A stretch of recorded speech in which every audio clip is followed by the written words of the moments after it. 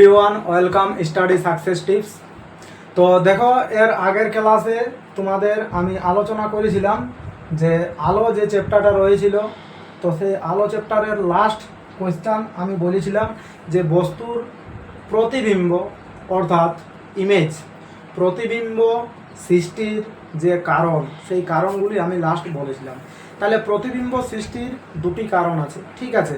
তাহলে প্রতিবিম্ব সৃষ্টির এক নাম্বার কারণটা কি?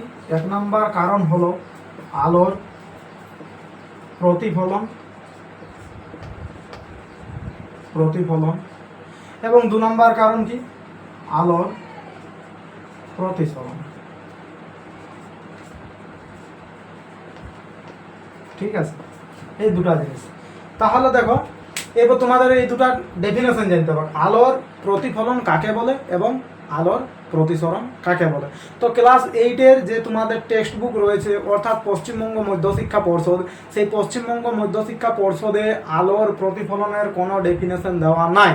তো আমি তোমাদের দুটারই ডেফিনেশন বলবো এবং দুটাকেই সেই রকমভাবে বোঝানো হবে। দেখো তোমরা কীভাবে। তো ফার্স্ট হচ্ছে তোমার আলোর প্রতিফলন। আলোর প্রতিফলন জিনিসটা কি? প্রতিফলন কাকে বলে? তো এই যে আলোটা আসছে, এইরকম আমি যদি ধরি, এই একটা বিভেদ তল, এই বিভেদ তলটা হচ্ছে M1 আর এইটা হচ্ছে M2, ঠিক আছে। এইটা হচ্ছে প্রথম মাধ্যম, নিচেরটা দ্বিতীয় মাধ্যম।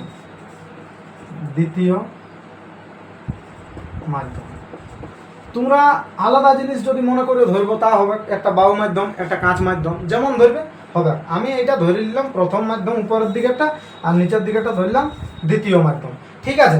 তো আমরা কিসের ডেফিনেশন পড়ছি? আলোর প্রতিফলন। তাহলে আলোর প্রতিফলন কাকে বলে? আলো যখন কোনো মাধ্যমের মধ্য দিয়ে যেতে তাহলে এইরকমভাবে আলোটা ধরো এইরকমভাবে আসছে, তো লাইটটা এই পথে আসছে। তাহলে আলো যখন কোনো মাধ্যমের মধ্য দিয়ে যেতে অন্য কোনো মাধ্যমের উপরিতলে পড়ে, তাহলে আলোটা প্রথম মাধ্যম থেকে আসছে, এবার অন্য কোনো মাধ্যমের উপরিতলে পড়ে, মানে কেমন? এই দ্বিতীয় মাধ্যম যেটা আছে এই তলটাই, মানে এই যে M1 M2 বিভেদ তলটা আছে এইটাই পড়িল। আপতিত হওয়া মানে কি? আপতিত হওয়া মানে হচ্ছে পড়া, ঠিক আছে। তখন ওই আপতিত আলোর কিছু অংশ কি হয় না, এই যে এই আপতিত আলোর কিছু অংশটা কি হয় না, অভিমুখ পরিবর্তন করে, মানে ডিরেকশনটা চেঞ্জ করে ওই মাধ্যমে ফিরে যায়, মানে এইরকমভাবে ফিরে যাবে, ঠিক আছে। এইটাকে বলা হয় আলোর প্রতিফলন। আরেকবার ভালো করে ডেফিনেশনটা শুনো, আরেকবার শুনলে ক্লিয়ার হয়ে যাবে এবং সেটা তোমরা খাতায় লিখে নাও। কি বললাম? আলো যখন কোনো মাধ্যমের মধ্য দিয়ে যেতে অন্য কোনো মাধ্যমের উপর আপতিত হয়, অর্থাৎ অন্য কোনো মাধ্যমের উপর পড়ে, তখন কি হইল? আলোক রশ্মির অভিমুখ পরিবর্তন করে আবার কি হইল? সেই মাধ্যমে ফিরে যায়। অর্থাৎ এইখানে আমি প্রথম মাধ্যম আর দ্বিতীয় মাধ্যম ধরেছিলাম, তাহলে কি হইল না, প্রথম মাধ্যমে ফিরে যায়। এই ঘটনাকে বলা হয় আলোর প্রতিফলন, ঠিক আছে। আশা করি ডেফিনেশনটা সবাই বুঝতে পেরেছো। নেক্সট হচ্ছে আলোর দু নম্বরে বললাম আলোর প্রতিসরণ, ঠিক আছে। এরপরে আলোর প্রতিসরণের ডেফিনেশনটা জানতে হবে। আলোর প্রতিসরণ, তাহলে আলোর প্রতিসরণ কাকে বলে? আলোর প্রতিসরণ কি হচ্ছে? আলোক রশ্মি ঘন মাধ্যম থেকে লঘু মাধ্যমে, মানে প্রথমে আলো অপটিক্স পড়ার নিয়ম হচ্ছে আগে তোমাদেরকে কি করতে হবে না, যে ছবি রয়েছে সেই পিকচার ভালো জানতে হবে। তো এইরকম হইলো, ধরো এ আর বি, এইটা হলো বিভেদ তল, এ বিটা একটা হলো বিভেদ তল। এইপরে আমি দুটা মাধ্যম ধরে লিছি, ধরো উপরের দিকে যেটা আছে, উপরের দিকেরটা আমি ধরছি এইখানে লঘু মাধ্যম, আর নিচের দিকেরটা ধরছি কি? ঘন মাধ্যম, ঠিক আছে। এইপরে কি বলা আছে? আলোক রশ্মি যখন এক মাধ্যম থেকে অপর মাধ্যমে প্রবেশ করে, তাহলে এইরকম একটা আলোক রশ্মি আমার এইরকম, তাহলে লঘু মাধ্যম থেকে কিসে প্রবেশ করছে? ঘন মাধ্যমে প্রবেশ করছে। তাহলে আলোক রশ্মি যখন এক মাধ্যম থেকে অপর মাধ্যমে প্রবেশ করে, তখন আলোক রশ্মির অভিমুখের কিছুটা পরিবর্তন হয়, মানে একটা মাধ্যম থেকে, এই যে লঘু মাধ্যম আর ঘন মাধ্যম, তাহলে লঘু মাধ্যম থেকে যখন ঘন মাধ্যমে ঢুকছে তখন কি হচ্ছে না, তার অভিমুখটা পরিবর্তন হচ্ছে। তাহলে সেই ঘটনাকে বলা হয় আলোর প্রতিসরণ। কেমন? এইটা যাওয়ার কথা ছিল এইরকমভাবে, কিন্তু ওই রকমভাবে না যায়, সেইটা এইভাবে হলো। এইটা হচ্ছে তোমার আলোর প্রতিসরণ, মানে অভিমুখটা পরিবর্তন করবে। তাহলে ডেফিনেশনটা আরেকবার ভালো করে শুনো। আলোক রশ্মি যখন এক মাধ্যম থেকে অপর মাধ্যমে প্রবেশ করে তখন কি হয় না, আলোক রশ্মির গতিপথের যে অভিমুখটা আছে সেই গতিপথের অভিমুখটা কিছুটা পরিবর্তন হয়, মানে পরিবর্তন ঘটে থাকে, সেই ঘটনাকে বলা হয়ে থাকে আলোর প্রতিসরণ। তাহলে দুটা জিনিস ক্লিয়ার, আলোর প্রতিফলন কাকে বলে, আলোর প্রতিসরণ কাকে বলে। ঠিক আছে, তবে প্রিয় ছাত্রছাত্রীরা সকলকে আমি একটাই বলবো, দেখো কারণ ভিডিওগুলো তোমরা দেখছো একটু সাবস্ক্রাইব কম করছো, তো আশা করি একে অপরকে শেয়ার করে দাও এবং ভিডিওগুলি দেখো। আমি দৈনন্দিন ভিডিও দেওয়ার চেষ্টা করবো এবং লাইকটা অবশ্যই করবে, লাইক করতে ভুলবে না। কারণ কি দেখো, তোমাদের সেই লাইক আর আমি সাবস্ক্রাইব দেখেই আমি ভিডিওটা বানাতে ইচ্ছুক হই। একটু তোমরা আমাকে সকলেই সাপোর্ট করো, দেখো কারণ এই সকল জিনিসের জন্য তো পয়সা লাগছে না। আর একটা জিনিস কি, যে তোমাদের অফলাইন যে ক্লাস হয় সেই অফলাইন ক্লাস স্টার্ট হয়ে গেছে অলরেডি। যেরকম আমার চ্যানেলের মাধ্যমে ক্লাসগুলি তোমরা দেখছো সেই রকমভাবেই সেখানে এত দূর অবধিই পড়ানো হয়েছে। যারা আসতে ইচ্ছুক আমার ডেসক্রিপশন বক্সে নাম্বার দেওয়া আছে, আমার সাথে কন্ট্যাক্ট করে নেবে। ঠিক আছে, তাহলে দেখো এর পরবর্তী অংশ, এই যে আলোর প্রতিসরণটা আছে, তো আলোর প্রতিসরণের সূত্র আছে। ঠিক আছে, তো আলোর প্রতিসরণের দুটো সূত্র আছে।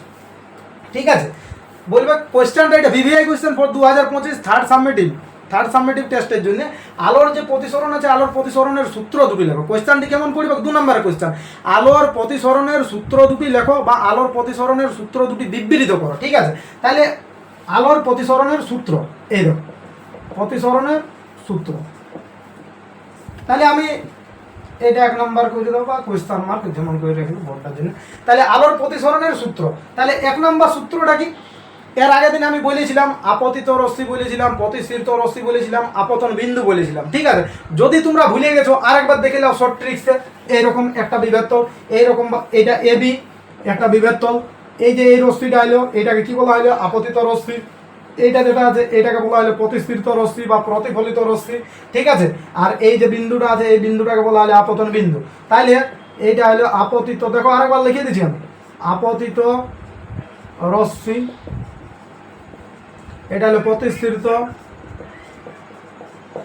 রশ্মি, আর নিচেরটা এটা হলো আপতন বিন্দু, আপতন বিন্দু। তাহলে প্রিয় ছাত্রছাত্রীরা যারা বুঝতে পারে না তারা আরেকবার দেখে নাও, এই জিনিসটা ক্লিয়ার না থাকলে হবে না। যেটা আসছে এটাকে বলা হয় আপতিত রশ্মি, যেটা ফিরে যাচ্ছে সেটাকে বলা হলো প্রতিসৃত রশ্মি, আর এই যে বিন্দুটা এটা হলো আপতন বিন্দু। তাহলে প্রথম যে সূত্রটা রয়েছে প্রতিসরণের প্রথম সূত্র, তাহলে প্রথম সূত্র এইখান থেকে আসবে, কি হবে না, আপতিত রশ্মি কমা প্রতিসৃত রশ্মি এবং আপতন বিন্দু, তিনটা জিনিস, আপতিত রশ্মি কমা প্রতিসৃত রশ্মি এবং আপতন বিন্দু কি হয় না, সদা সর্বদা কি হয় না, একই একটা তলের উপরেই থাকে, সদা সর্বদা একই তলে থাকে। এইটা এইটা আর এইটা একটা তলের উপরেই থাকিবে, এটা হলো 1 নম্বর সূত্রের বিবৃতি। আর 2 নম্বর সূত্রটা কি, হ্যাঁ দেখো এইখানে একটা অবিলম্ব আমি টানলাম, অবিলম্ব যদি টানে দিলি তাইলে এই যে এই দিকেরটা আছে এইটাকে বলা হচ্ছে তোমার আপতন কোণ, আপতন কোণ মানে হচ্ছে আই। ঠিক আছে, আর এই দিকের যেটা আছে এই দিকের কোণটাকে বলা হয়ে থাকে তোমার প্রতিসরণ কোণ, প্রতিসরণ কোণ মানে হচ্ছে আর। 2 নম্বর সূত্রটা একবারে ইউজ, মানে এমনভাবে বলবে যে কোনো ওইটার মধ্যে যেমন ভুল ত্রুটি থাকে না। তাহলে আপতন কোণকে আমি কি দিয়ে প্রকাশ করলাম, আই দিয়ে, আর প্রতিসরণ কোণকে কি দিয়ে প্রকাশ করলাম, আর দিয়ে। তাহলে তোমরা কি বলবে দ্বিতীয় সূত্রটা প্রতিসরণের, আপতন কোণের সাইন এবং প্রতিসরণ কোণের সাইনের অনুপাত ধ্রুবক হয়। মানেটা কেমন, আপতন কোণের সাইন মানে সাইন আই, প্রতিসরণ কোণের সাইন মানে সাইন আর, ইকুয়াল টু হয় ধ্রুবক। সেই ধ্রুবকটাকে কি অক্ষর দ্বারা প্রকাশ করা হয়, মিউ। তাইলে এইটা আছে দ্বিতীয় সূত্র, আপতন কোণের সাইন এবং প্রতিসরণ কোণের সাইনের অনুপাত সদা সর্বদা ধ্রুবক হয়। তাহলে এই দুটা সূত্র আশা করি তোমরা ক্লিয়ার বুঝতে পারলে। ঠিক আছে, তো দেখো এরপরে যেটা আছে এর পরবর্তী অংশ, এর পরবর্তী অংশ আছে তোমার পরম প্রতিসরাঙ্ক কাকে বলে, এইটা জানতে হবে। পরম প্রতিসরাঙ্ক জানলে ওইখান থেকে তার পরবর্তী যে কোয়েশ্চেনটা আছে সেইখান থেকে একটি কোয়েশ্চেন আসবে। তাহলে পরম প্রতিসরাঙ্ক কি, শূন্য স্থানে আলোর বেগ, শূন্য স্থানে আলোর বেগ তোমরা যদি নাই জানো লিখে রাখবে, শর্ট কোয়েশ্চেন আসতে পারো, শূন্য স্থানে আলোর বেগের মান কত, শূন্য স্থানে আলোর বেগের মান c = 3 × 10⁸ মিটার পার সেকেন্ড। ওকে, এরপরে তোমাকে বলা হয়েছে যে পরম প্রতিসরাঙ্ক কাকে বলে। তাহলে পরম প্রতিসরাঙ্কের ডেফিনেশন হচ্ছে যে শূন্য স্থানে আলোর বেগ মানে c, শূন্য স্থানে আলোর বেগ এবং ওই মাধ্যমে আলোর বেগের অনুপাতকে শূন্যস্থানে আলোর বেগ এবং ওই মাধ্যমে আলোর বেগের অনুপাতকে বলা হয়ে থাকে পরম প্রতিসরাঙ্ক।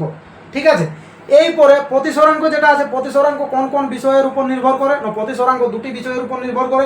এক নাম্বার হচ্ছে আলোর বর্ণ এবং 2 নাম্বার হচ্ছে মাধ্যম দ্বয়ের যে প্রকৃতি রয়েছে সেই মাধ্যম দ্বয়ের প্রকৃতির উপর নির্ভর করে।